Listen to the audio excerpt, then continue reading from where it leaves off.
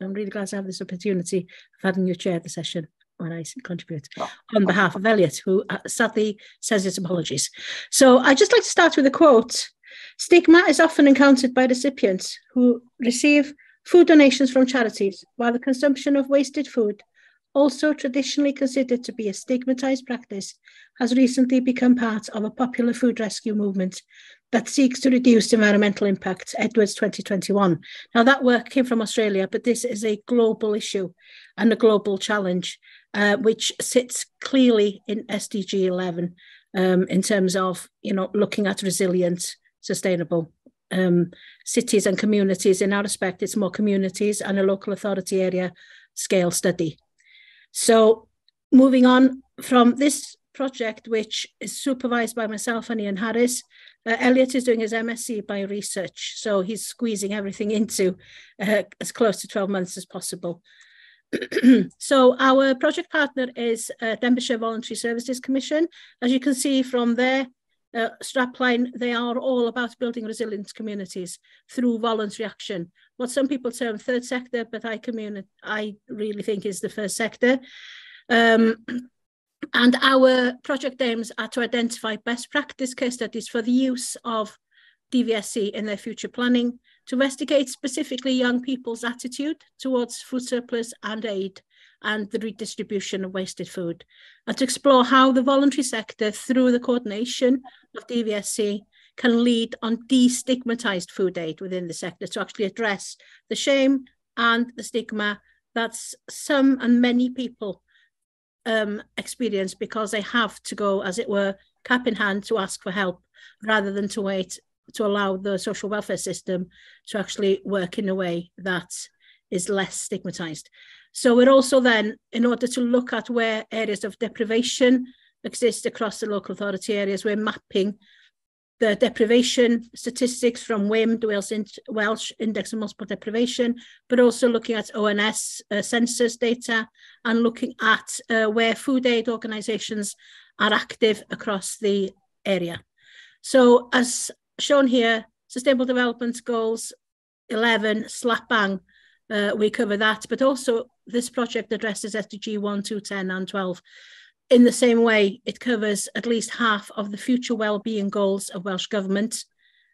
So I'm not to say how wonderful the project is, but actually in terms of the value for reporting to the Public Services Board about future ways forward for local authority, this project should give some really interesting information. But it's through the voluntary sector, which is really important because they are increasingly having to deal with some of this, most of this type of work because of contracting public sector funding.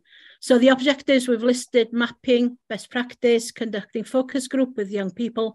That has been a significant challenge. And DVSC have been very important in order to gather information and help us have access to engage with these groups. We've got an online survey as well across the local authority area, and we are undertaking key stakeholder interviews that Elliott has been really busy with very, very busy people who are very stretched. That will give us primary, secondary data, and we will be putting those data sets together. And we are Elliott is and has been putting them together and is coming up with his findings now, which he is just about to put together in his first draft of the whole subject. As you can see here, this is a study which looks at a number of different strands, a number of different types of data sets, and that the challenge is to integrate those together in a multi-method way. So the background is that there is a dilemma. Significant numbers of people in Wales go without meals, and when they do have meals, the nutritional value of some of those meals are not as wholesome as they should be. The other side of the dilemma is that a significant amount of tonnage of food is wasted.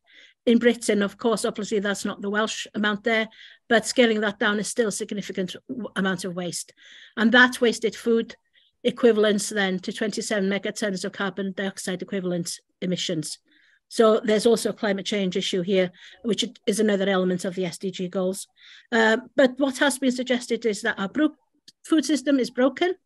By Dimbleby report, Tim Lang in his Feeding Britain book talks about ways forward for this. Fair Share suggests that redistributing food is a social solution to an environmental problem. We need to reflect on that, and we need to think about whether we want a society that institutionalizes this type of system. Because what we need to think about, perhaps much more strongly in how we plan and replan our broken food system, is to think about the circular economy approach. That food isn't wasted and sent to landfill or sent to people who are in food crisis, but actually we reduce the waste at the higher end of waste hierarchy to be as little as possible moving down. But when that is reallocated for human consumption, that is done in the most destigmatized way possible. So this study relocalizes this model for food waste. So this ties into clear policy directions of Welsh Government about beyond recycling. There's also the Food and Drink Action Plan and community food initiatives that have been set up now across the whole of local authorities in Wales. So this project, I'm really hoping, will feed into Denbighshire County Council through DVSC in order to help them build their future food strategy and food partnerships with some of these young people playing key roles in influencing the way that food economy works in a more fair way in their local area. We've got 2 findings here I'm reporting. There's much more than this in the thesis. On the qualitative side especially, the legends here show, as you can see, we all know about Rhyl being a high area of deprivation, but there are also some rural pockets of deprivation which perhaps are more challenging to identify people who are in need of help.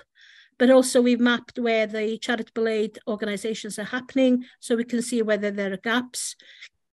And there's more than that to say. I've tried to rush through it because I know we've only got 7 minutes. And the 3 times I practiced this were over 10 minutes. So I've kept it really down now so people can have a chance for questions. But Elliott is there. If people want to get in touch with him, please do so. So you can have a chat with him about the work. And of course, more findings and conclusions you will need to need the thesis when it's been submitted. Diolch.